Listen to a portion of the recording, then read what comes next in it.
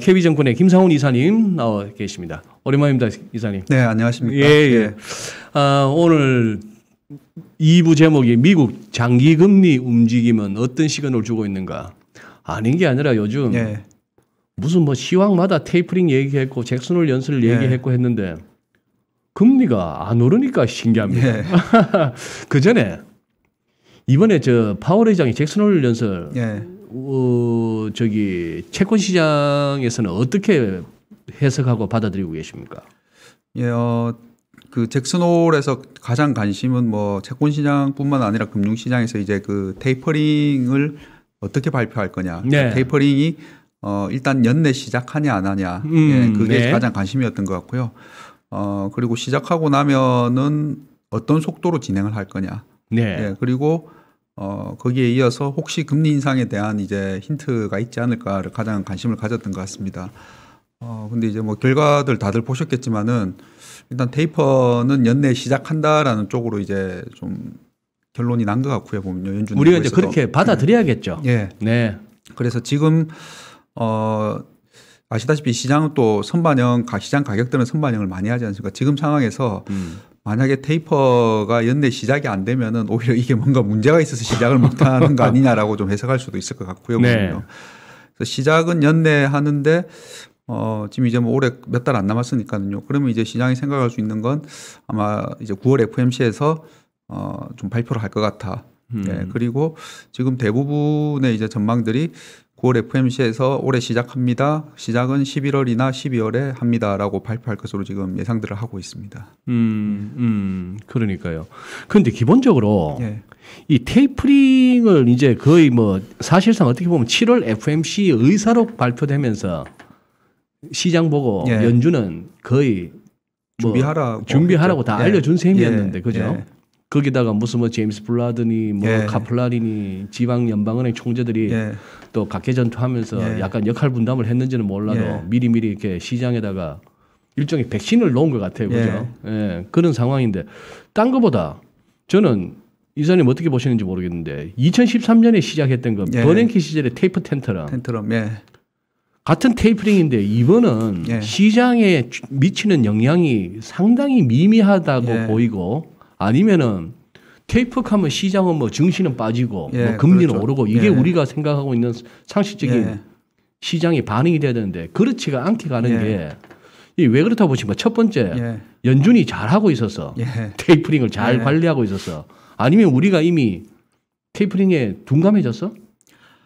저는 뭐 둘 다 있겠지만은 부자 쪽에 그러니까 둔감한 부분도 있겠지만 한번 경험을 해서 그런 것 같고요. 2013년을 뭐 많이들 아실 텐데 잠깐 말씀드리면은 그때는 테이퍼라는 단어 자체가 없었던 때죠. 그리고 아무도 생각을 못했어요. 근데 버냉키 의장이 의회에 나가서 그러니까 거기도 정기적으로 이제 연준 의장이 뭐 우리도 중앙은행 총재가 이제 국회 가서 이렇게 얘기하듯이 하는데 거기서 뭐 좀 이렇게 2013년만 하더라도 금융위기 이후에 여파가 아직 있으니까 우리 계속 완화적으로 하겠습니다 했는데 그 당시 공화당 의원 한 사람이 Q&A 시간에 만약에 앞으로 막 좋아지면은 어떻게 할 거냐 하니까 버냉키 의장이 좋아지면은 좀 줄여 나가야죠 이제 이렇게 얘기했거든요. 테이퍼 그때 처음 나왔는데 그러고 미국 금융시장이 난리가 났죠 이제 보면요. 그때 테이퍼라는 단어 자체를 처음 썼죠. 처음으로. 그러니까 금융시장은 듣도 보도 못한 단어고 이게 뭐지? 지금 금융위기 이후로 연준이 금리 제로로 낮추고 그것도 안 돼서 QE 그때 막 원투 돈 풀고 해갖고 막 이렇게 받쳐놨는데 이거 줄인다고 하니까 깜짝 놀란 거죠. 이제 보면 전혀 생각을 못 하다가 그리고 이후에 아시다시피 이제 텐트럼 발작이 일어났죠. 금리가 미국 10년물 금리가 100pp 뛰어오르고 주식시장 충격받고 신흥국들은 이제 그렇게 되니까 또 달러가 강해졌지 않습니까? 그러니까 신흥국들은 뭐 다 죽는다 이러고 그래서 이제 한번 그런 경험을 하니까 이번에도 테이퍼에 대한 경계를 굉장히 많이 했던 것 같은데 제 생각에는 그 제가 준비해온 미국 10년물 금리인데요. 한번 보시면은요. 올해 들어서 2월, 3월, 한 4월 초까지 미국 10년물 금리가 굉장히 많이 올랐었죠. 이제 보면요. 그랬죠. 근데 이때 뭐 보시면은 거의 미국 10년물 금리가 이제 1% 밑에 지난해까지 팬데믹 충격으로 계속 있다가 여기서 1%에서 한 1.75까지 한 75bp가 한 번에 이렇게 올라갑니다. 저때 약간 증시가 좀 추이를 탔잖아요. 좀 놀랬죠 이제. 놀랬죠. 금리가 너무 급하게 금리가 너무 급하게 올라가니까. 근데 이때 이제 배경이 일단은 그 겨울에 이제 날씨가 추우면서 유가가 올라가고 네. 그러면서 기대 인플레이션이 올라가는데 이때 미국에서 백신이 나오죠 이제 보면요. 그러면서 이제 그 시장이 백신이 나오니까 처음에 이제 코로나 괜찮아지겠구나 하는데 그 다음 생각해 보니까 그러면 연준이 돈 테이퍼 하지 않을까라고 하면서 이때 저는 테이퍼가 이미 반영이 좀 된 거 아닌가라고 생각을 하고요. 일단 뭐 여기까지 말씀드리겠습니다. 지금 이제 1.3에서 이제 꼬물꼬물거리고 있는 상황이에요, 그죠? 맞습니다. 아까 우리 김 이사님 말씀하셨잖아요. 2013년에 의회에서 당시 버냉키 의장이 듣도 보도 못한 테이프라는 용어를 처음 끄집어냈다고. 근데 저는 그때 굉장히 반가웠어요. 그 용어가. 왜냐하면은 중학교 기술 시간에 처음 들었던 그 테이퍼링이라는 단어가 나오더라고. 그 우리 김 이사님도 기억나시죠? 선반하면서 왜 이렇게 요렇게 뒤로 갈수록 가늘게 깎아나가는 이 기술을 테이퍼링이라고 배웠거든. 야, 그 테이퍼링? 하고도 했는데 또 하나 이것도 있는 거예요. 2013년에는 처음이라서 놀랬고 우리가 에일리언 1편 볼 때 얼마나 징그럽고 무서웠어요. 그다음에 2편, 3편 나오고 나중에 뭐 에일리언하고 프레데터하고 막 둘이 싸우고 이럴 때는 막 팝콘 먹으면서 편안하게 보면서 둘 중에 누가 이길까 하면서 봤거든. 이제 테이퍼링이 겁이 안 나는 것도. 그렇죠. 그래서 이때 좀 놀랬는데 놀래서 금리가 이렇게 올랐는데 그렇다고 2013년 텐트럼 정도도 아니고 시장이 그렇다고 이때만큼 충격을 받지도 않았던 것 같고 사실 환경은 2013년보다 더 안 좋죠. 팬데믹 아직 여파가 있으니까. 그렇죠. 그리고 신흥국이 또 그렇다고 그때처럼 뭐 엄청나게 지금 충격을 받는 것도 아니고요 보면은. 그래서 사실 테이퍼는 이미 반영이 많이 이렇게 이때 겪으면서 됐다고 보고 있고요. 지금 시작은 이제 궁금은 하죠. 뭐 그래도 올해 할까 아니면 내년 초에 시작할까 뭐 11일일까 12일일까 한데 테이퍼는 이제 저는 뭐 시장에 그렇게 크게 영향 못 미친다 보고 있고요. 이제 그 다음에 중요한 것은 테이퍼의 이제 속도. 그러니까 원래 이때쯤 그래서 테이퍼 얘기가 나오고 이제 저희 포함해서 대부분이 테이퍼가 좀 당겨지겠는데 그러면 시작을 하면은 어떤 규모로 줄여 나갈 것이냐. 그래서 지금 연준이 국채랑 MBS를 매월 이제 국채 800억 달러, MBS 400억 달러에서 1200억 달러를 사주고 있지 않습니까? 그래서 그거를 내년 1년 동안 한 달에 100억 달러씩 줄여 나갈 거다라는 게 소위 말하는 컨센서스 대부분이 생각하는 거였죠. 근데 그게 이제 조금 빨리 시작하게 되면은 혹시 이제 매월 100억 달러가 아니고 뭐 예를 들면은 11월부터 시작을 하면은 이제 연준에서 조금 매파적인 분들은 이거 1년 동안 이렇게 끌지 말고 한 좀 더 빨리 단축해서 압축해서 합시다. 한 200불씩 해보면 200불씩 하면 그렇죠. 6개월 만에 끝낼 수가 있네. 뭐 아니면 중간에 절충해서 한 8달 하면은 한 150억 달러 정도. 그래서 뭐 매월 하든지 아니면 뭐 1년에 FOMC가 또 8번이니까 뭐 그때만 하든지. 그래서 그런 이제 시장의 관심은 그 테이퍼링 뭐 시작하냐 안 하냐가 아니고 이제는 그 속도로 이미 옮겨간 것 같고요. 거기에서 또 일부 시장의 관심은 그럼 테이퍼가 내년에 이제 언제쯤 끝나는지 또 궁금해지잖아요. 보면요. 그러고 나면은 그러면 얼마 있다가 금리 인상할 거냐 이제 그쪽으로 시선이 옮겨가지 않을까 싶습니다. 그런데 파월 의장이 저 개인적으로는요 이번에 파월 의장이 또 말 바꾸기를 했다고 혐의를 두는 대목이 그동안에 테이퍼링 갖고 자꾸 워낙에 시장이 신경을 쓰니까 자꾸 물으면 그랬거든요. 그때 2013년에서 한 2015년, 16년 그때 비스무리하게 갈 거라 그때 생각해보라 해서 우리 월가에서나 여의도에서나 이코노미스트들이 막 그때 뒤져보면서 그때 그러면 몇 개월 만에 테이퍼링 끝내고 나서 얼마 있다가 금리 올려고 그래갖고 막 칼렌더에 찍어가면서 근데 이번에는 또 테이퍼링을 완료한다고 해서 곧 그것이 금리 인상을 한다는 식으로 여기지 말라면서요. 살짝 말 바뀐 거 아닙니까?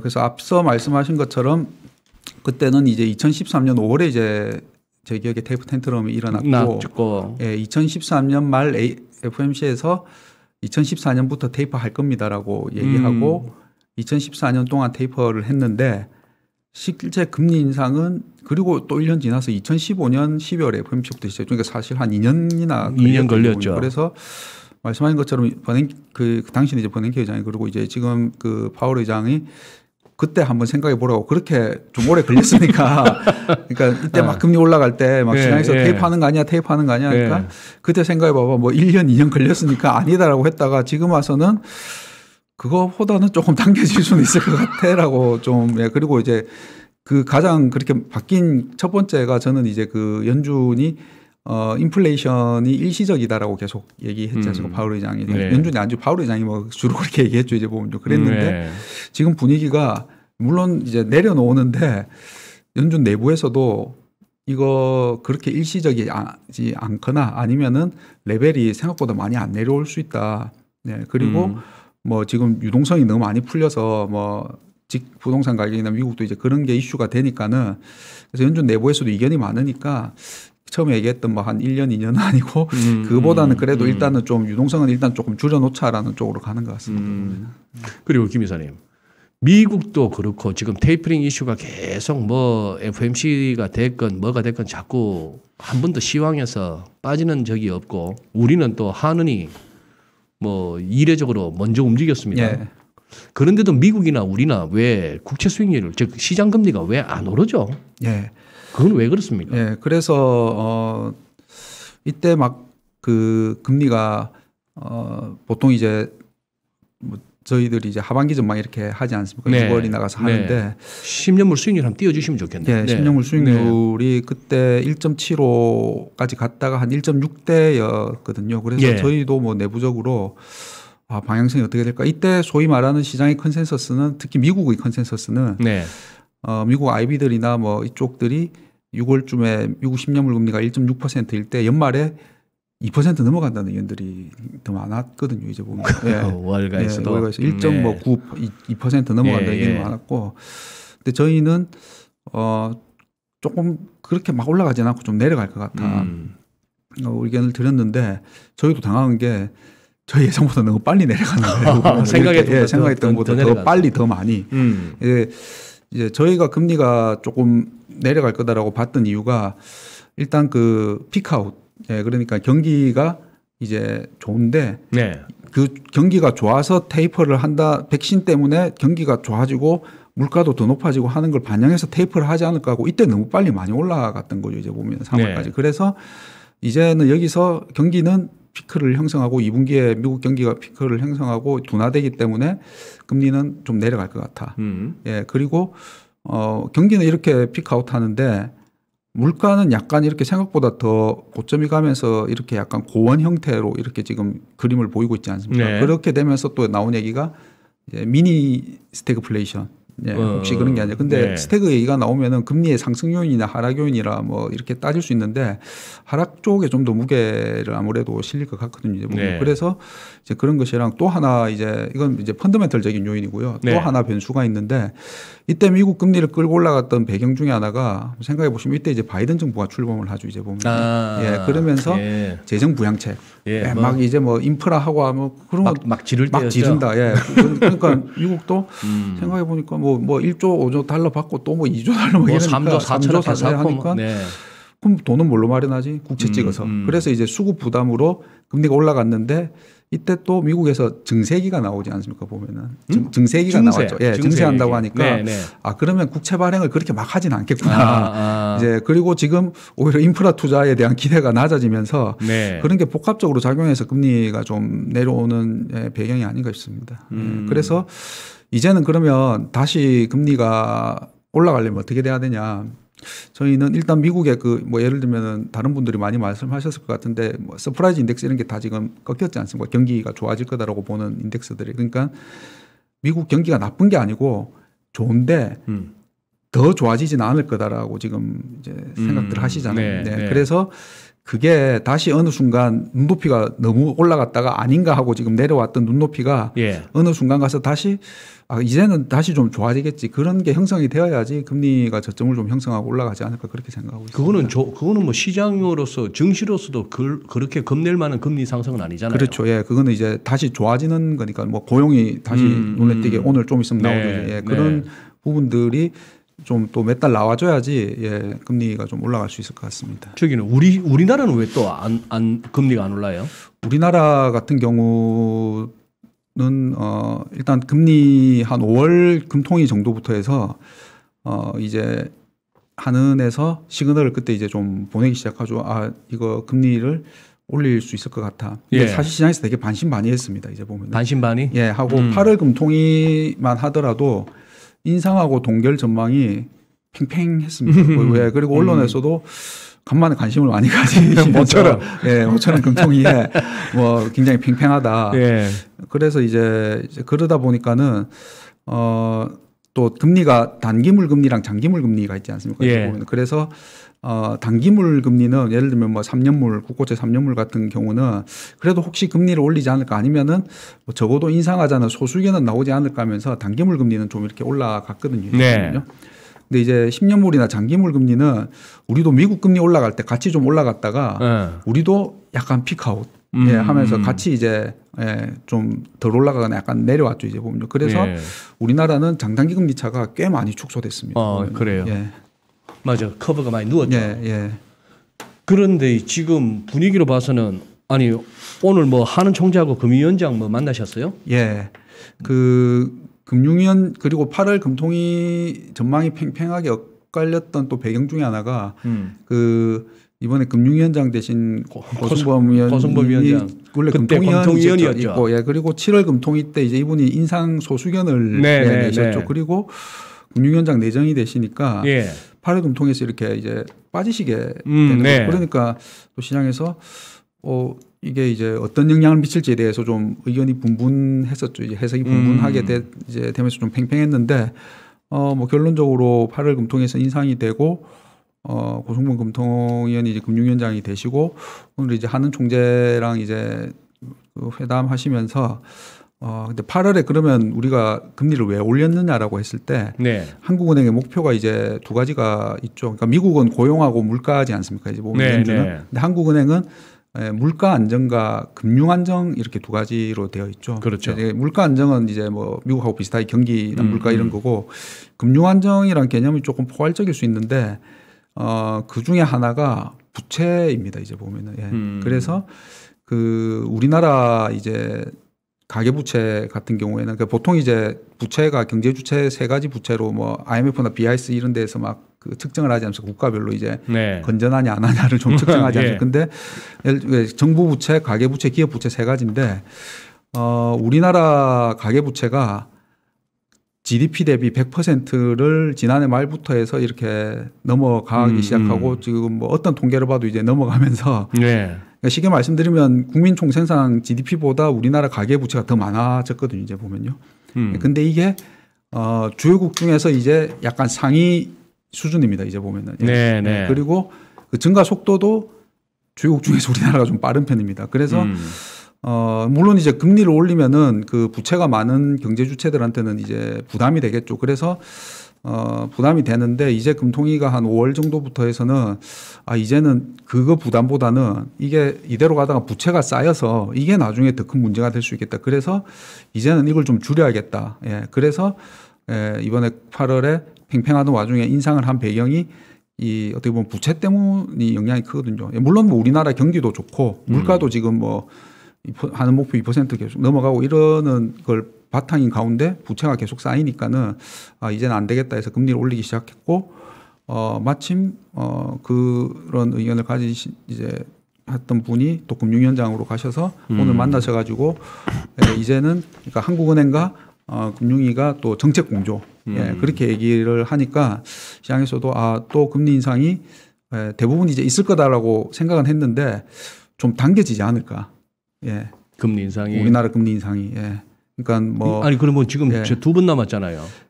금통위 올해는 두 번, 10월하고 11월 두 번 남았는데 시장에서는 뭐 10월은 뭐 아닐 수 있고 11월이 가능성이 많다고 봤고 아니면은 뭐 이제 혹시나 이제 내년 뭐 초에 1분기에 그렇게 생각했던 의견들도 좀 있었는데 오늘 또 이렇게 이런 그 의견들이 나오니까 11월 올릴 가능성이 좀 커진 게 아닌가라는 생각들이 많아지시는 것 같아요. 지금 저 채팅방에서 지금 오디오 싱크도 안 맞고 인터넷이 끊긴다고 하는데 저도 지금 그렇습니다. 제 화면에서 자꾸 이 뭐라 그러나요? 뱅글뱅글 도는 거 뭐 이런 것도 생기고 하는 거 인터넷에 전반적인 지금 우리 연합인포맥스의 문제라기보다도 인터넷이 뭐 전반적으로 좀 그런 것 같아요.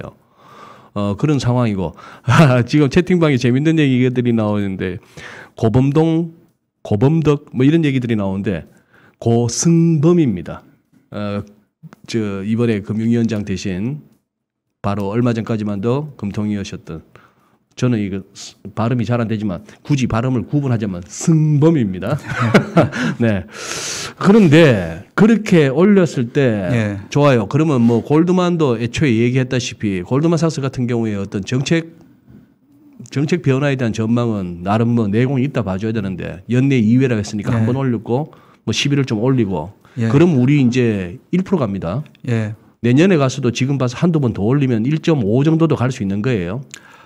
저희는 그 지금 총재님 임기가 내년 1분기까지시거든요. 그래서 지금 총재님 임기 내에는 이번 8을 포함해서 이제 2번 올려서 일단 제로 기준금리는 벗어날 것 같다라고 이제 말씀을 드리고 있고요. 그리고 그 다음에 내년 하반기쯤에 한 번 더 올려서 내년 연말에 1.25. 그게 이제 그 코로나 이전의 기준금리 수준입니다. 그래서 거기로 다시 회귀할 거다라고 그렇게 생각하고 있고, 근데 저희의 이런 의견이 뭐 아까 말씀드린 하반기 전망 정도 할 때만 하더라도 컨센서스가 아니었거든요. 근데 지금은 뭐 1.25나 뭐 1.5까지도 의견들이 좀 나오는 것 같습니다.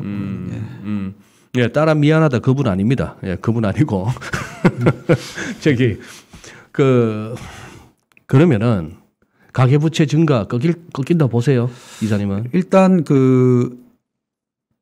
이제 부채 증가율이 한국은행 데이터는 분기 기준으로 이렇게 나오고요. 근데 이제 그 각 시중은행들은 이제 매월 이렇게 나오니까는요. 그런데 일단 그 시중은행에서 특히 이제 신용대출은 일단 좀 줄었습니다. 그러니까 8월 말에 나온 게. 근데 그거는 이제 아시다시피 지금 총량으로 좀 이렇게 제한을 하는 정책을 하다 보니까 좀 준 부분이 있는 것 같고, 뭐 근데 주택담보대출이나 이런 거는 뭐 계속 지금 늘고 있는 것 같더라고요. 그래서 그리고 과거에도 이게 또 모든 게 정책이라는 게 효과가 걸리는데 시차가 좀 있지 않습니까? 그래서 둔화되기까지는 조금 시간이 걸리지 않을까 싶습니다. 보면은.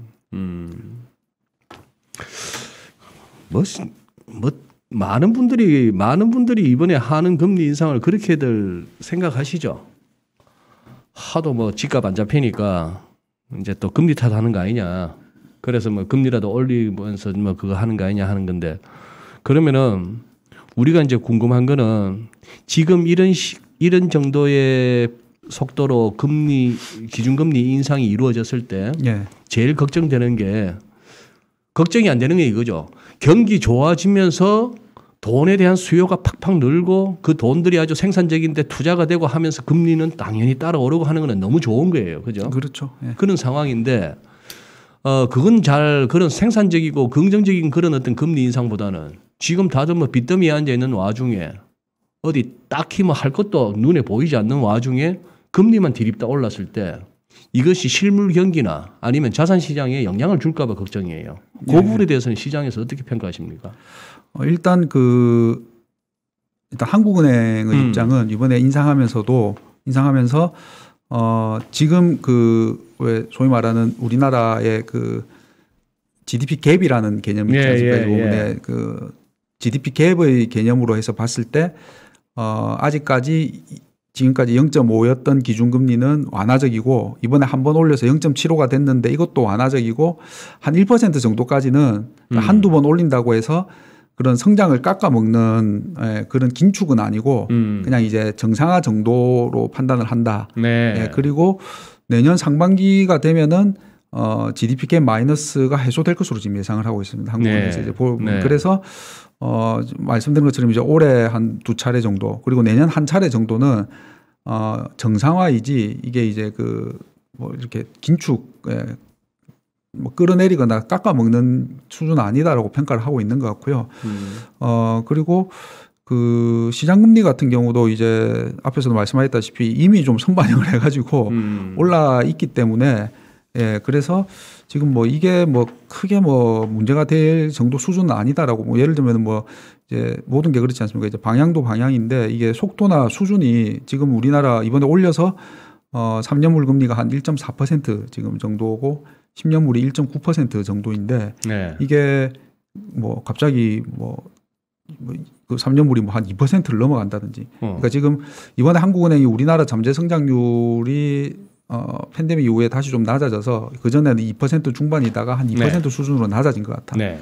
근데 이제 예를 들면은 잠재 성장이 2%인데 뭐 기준금리를 2%까지 뭐 한 번에 올린다든지 그러면서 시장금리가 2%를 뛰어넘어 버린다든지 이러면 이제 긴축이 될 수가 있겠죠. 근데 아직 그 정도는 아니지 않나라고 생각이 됩니다.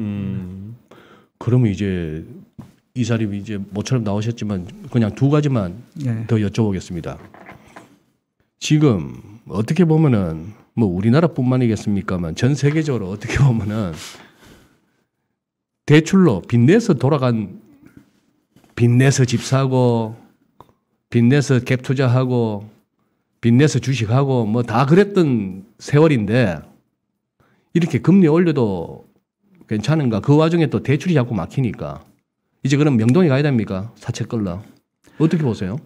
그 부분은 사실 제가 뭐 잘은 모르겠습니다. 예, 그쪽에 제가 근데 이제 뭐 아무래도 그런 우리나라만 아니고 지금 말씀하셨다시피 이제 그래서 연준의 통화정책 정상화도 시장이 이제 항상 관심을 갖는 게 이게 그 이유지 않습니까? 그 빚과 대출로 그렇죠. 지내온 세월이니까. 그래서 예전에 이제 뭐 연준 의장들이 얘기나 미국에서도 이제 소위 그 구루라는 분들이 얘기한 것 중에 하나가 연준의 통화정책이 이제 그러니까 지금은 완화해서 그 다음에 이제 정상화 그 다음에 만약에 이제 긴축으로 가게 됐을 때 되면은 그런 이제 격은 뭐 있죠.